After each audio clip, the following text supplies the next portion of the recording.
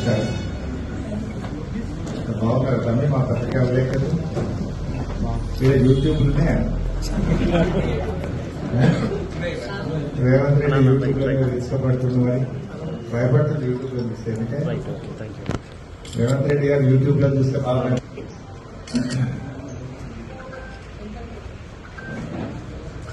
మారుతున్న ప్రపంచంలో యూట్యూబ్ లో కొద్ది నిమిషాల్లో సెకండ్లలోనే సమాచారాన్ని ప్రజలకు చేరవేస్తూ ఎంతో క్రియాశీలక పాత్ర పోషిస్తా ఉన్నాయి. కానీ రేవంత్ రెడ్డి గారికి యూట్యూబ్ చూస్తే వెన్నులో వండుకుంటా ఉంది. యూట్యూబ్ ఛానళ్ల మీద అక్రమ కేసులు పెడతా ఉన్నారు. యూట్యూబ్ ఛానళ్లను పోలీసు యూట్యూబ్ ఛానళ్లను కట్టడి చేసే ప్రయత్నం చేస్తున్నాడు. ఉన్నదంటే అంత ఉలికెందుకు రేవంత్ రెడ్డి గారు? మీకు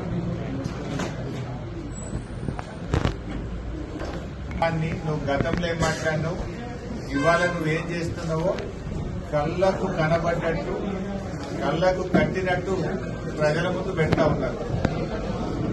నీ దొల్లతనం బయటపడ్డది.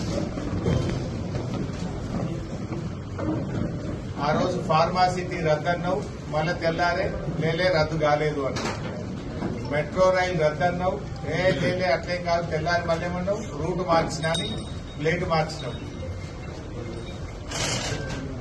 ఏ నిర్ణయం మీద కూడా స్థిరంగా లేవు నువ్వు. 15 ఆగస్టు నాడు ఖమ్మం పోతివి, రుణమాఫీ అయిపోయిందండి.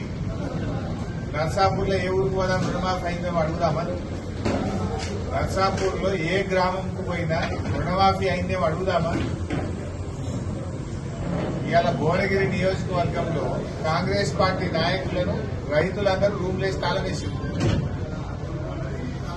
రుణమాఫీ కాలేదని కాంగ్రెస్ పార్టీ నాయకులను రూమ్లలో స్థలాలు ఇస్తున్నారు ప్రజలు.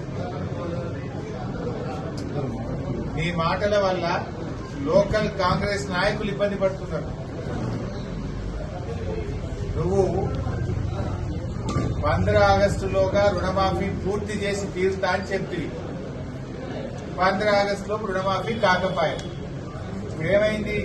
కాంగ్రెస్ పార్టీ ఎమ్మెల్యేలు ఊర్లలో పోతే నిలదీస్తున్నారు.